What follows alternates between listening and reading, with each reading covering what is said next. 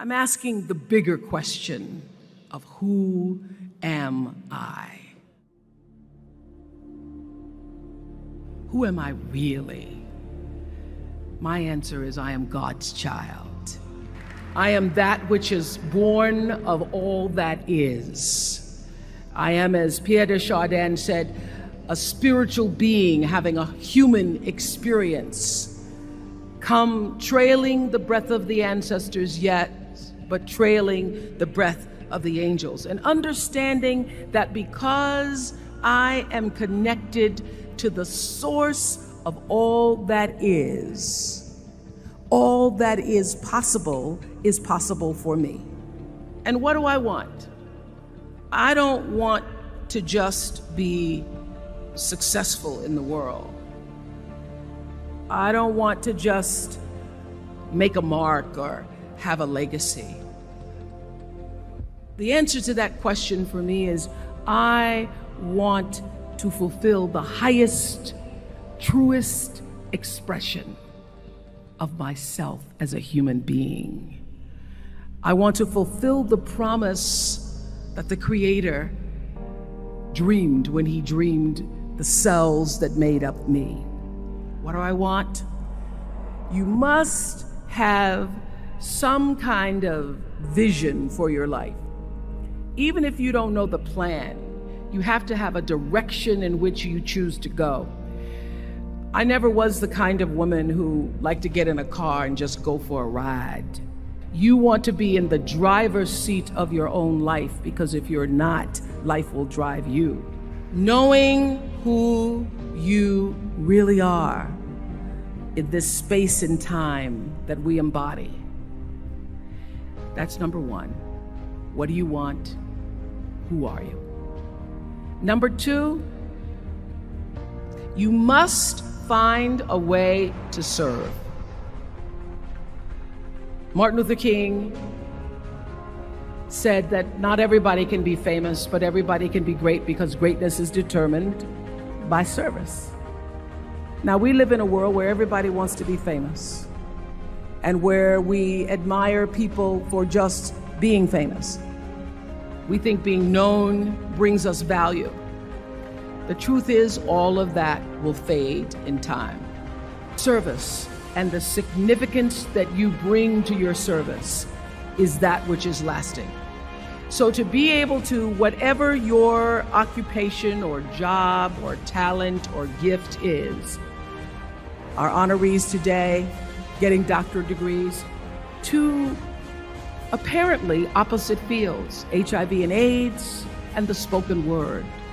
But what they have in common is service, using the spoken word in service to community and the world, using your knowledge and information about HIV and AIDS and medicine in service to the world. And if you look at all the most successful people in the world, whether they know it or not, they have that paradigm of service. Service through medicine, service through art. Using whatever it is you produce, your product, as a way of giving back to the world. When you shift the paradigm of whatever it is you choose to do to service, and you bring significance to that, success will, I promise you, follow you. Be excellent. Let excellence be your brand. Everybody talks about building a brand. I never even knew what that was. When people say, you're a brand, I would say, no, I'm just Oprah. What I recognize now is that my choice to, in every way, in every example, in every experience, to do the right thing and the excellent thing is what has created the brand. Years ago, I did an ad for Revlon for an ad they were doing called Unforgettable Women. And what I know is that when you are excellent, you become unforgettable. People remember you. You stand out. Regardless of what it is, you become an unforgettable woman. And that is what we all want. We want to be unforgettable and not forgettable. So doing the right thing, even when nobody knows you're doing the right thing, will always bring the right thing to you. I promise you that. Why? Because the third law of motion is always at work. For every action, there's an equal and opposite reaction.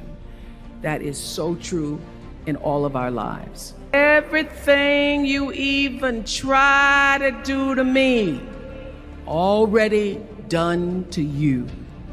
So you don't have to worry about revenge or getting back at somebody, making sure they pay. You just have to do the right thing, and the right thing will follow you even when people don't support it.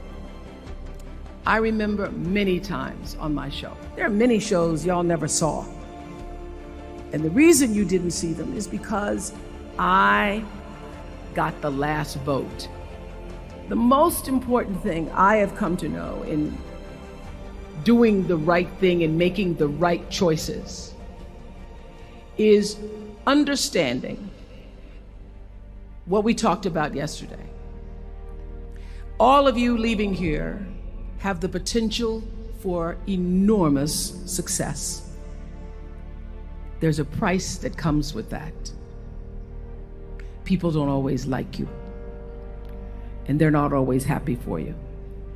And if you surround yourself with people who are not accustomed to your success, they become fearful, they become scared, because you are reflecting back something to them that they don't recognize. People who want the best for you want you to be your best. So my greatest advice to you is to surround yourself with people who are going to fill your cup until your cup runneth over. I'm so full, my cup runneth over.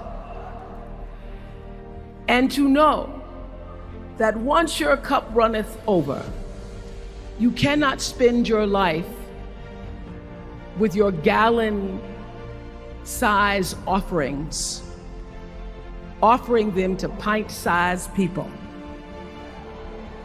You have got to surround yourself with gallon-sized people who can hang in the same company with you, so that you're not offering your gallons to those little pints out there who can't hold it anyway.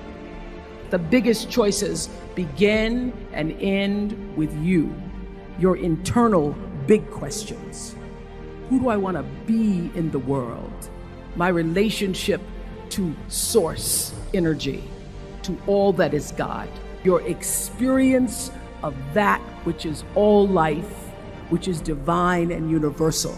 Being connected and aligned with that. When you are tuned in and charged into that, whenever you feel empty, you go inside yourself and you connect to the source.